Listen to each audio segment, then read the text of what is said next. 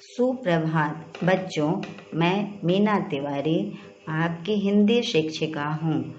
आज मैं आपको कक्षा 5 की हिंदी पुस्तक सरगम के पाठ 4 को समझाने जा रही हूँ।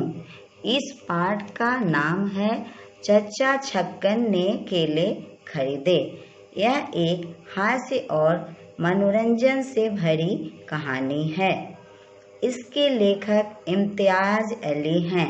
एक दिन की बात है कि घर में चचा छक्कन और बिंदु को छोड़कर कोई भी मौजूद नहीं था। मौजूद का अर्थ होता है उपस्थित। चची अर्थात चचा छक्कन की पत्नी की अनुपस्थिति में उन्होंने घर के सारे पीतल के बर्तन आंगन में जमा करवा लिए थे। बिंदु उनका जो सेवक था उसे उन्होंने बाजार भेजकर 2 पैसे की इमली मंगवाई थी, जिसे बिंदु ने लोटे में भिगो कर रख दी थी। चचा छक्कन आंगन में मूढ़ा डालकर बैठ गए थे। तभी एक फल वाले ने आवाज लगाई। चचा ने बिंदु से कहा कि जाकर देखियो, अर्थात देखो कि केले किस हिसाब से अर्थात कितने दाम के दे रहे हैं।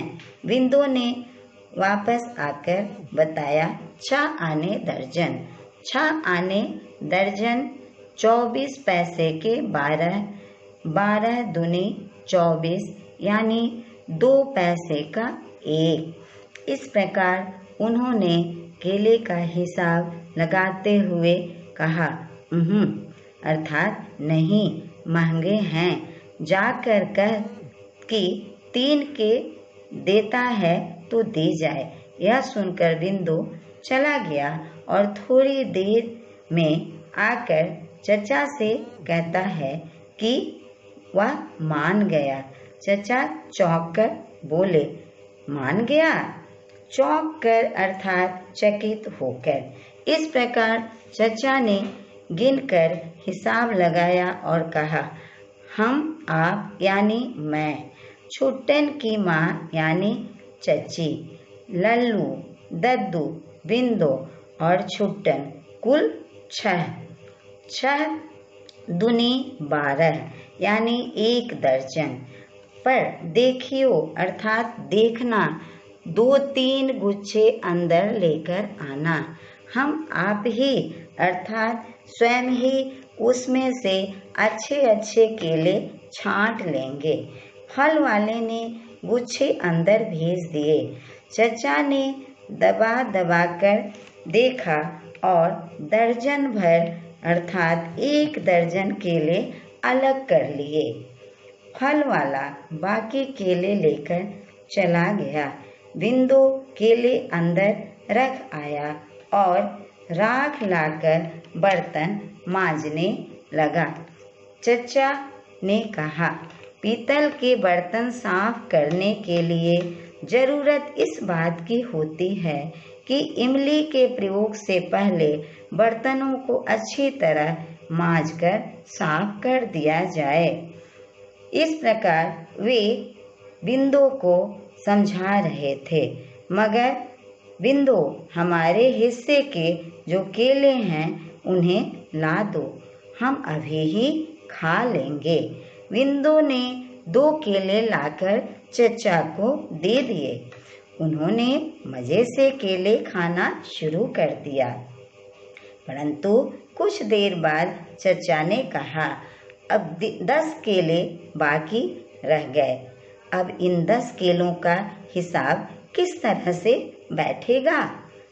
2-2 न सही, 1-1 ही हो, मगर खाएं तो सब हंसी खुशी से मिलजुल कर, ठीक ना? इस प्रकार कै अर्थात कितने केले ज्यादा हुए? 4 ना? तो वे चारों ज्यादा केले फिर ले आ। बाकी 6 केले सही हिसाब से बंट जाएंगे। बिंदु उठकर 4 केले ले आया। चचा ने उन्हें खाना शुरू कर दिया। फिर खाने के बाद उन्होंने बिंदु से कहा, हाँ तो तू भी कायल हुआ ना इमली की करामात का, अर्थात इमली के चमत्कार का। मगर क्या किया जाए, इस जमाने में देशी चीज़ों पर कोई ध्यान नहीं देता। यदि यही इमली बंद डिब्बे में मिलती तो लोग इस पर टूट पड़ते, अर्थात सभी लेना चाहते। ऐसा कहते हुए चचा का ध्यान फिर बचे केलों पर गया और वे पूछने लगे कि अब सबके हिस्से के केले 6 ही रह गए ना। सभी अपने अपने हिस्से का केला ले और जब चाहें खाएं। अब हम तो 6 केलों में से अपने हिस्से का केला अभी ही खा लेते हैं। इस प्रकार फिर से केले खाने की इच्छा उनकी बढ़ने लगी।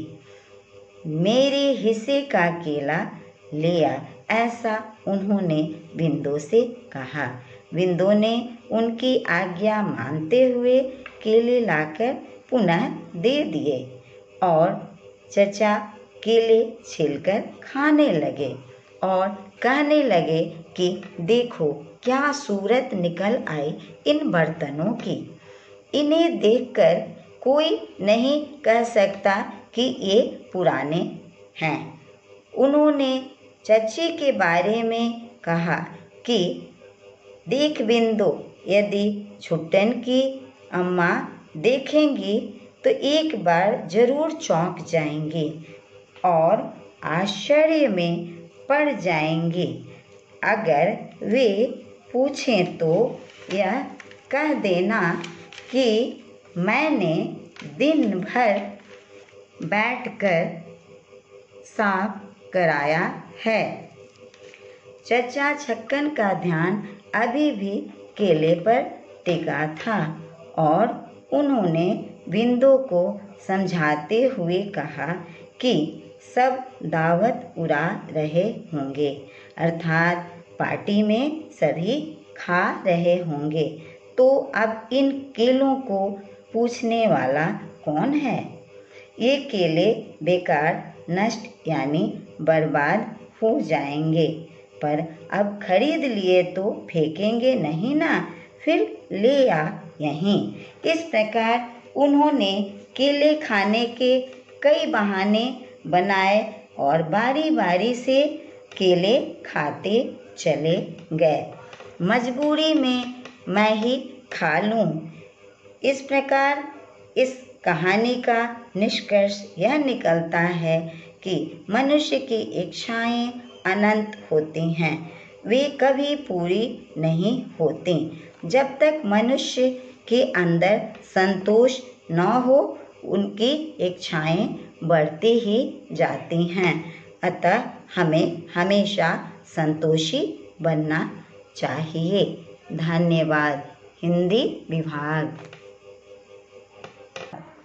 दोबारा किया है। सुप्रभात बच्चों, मैं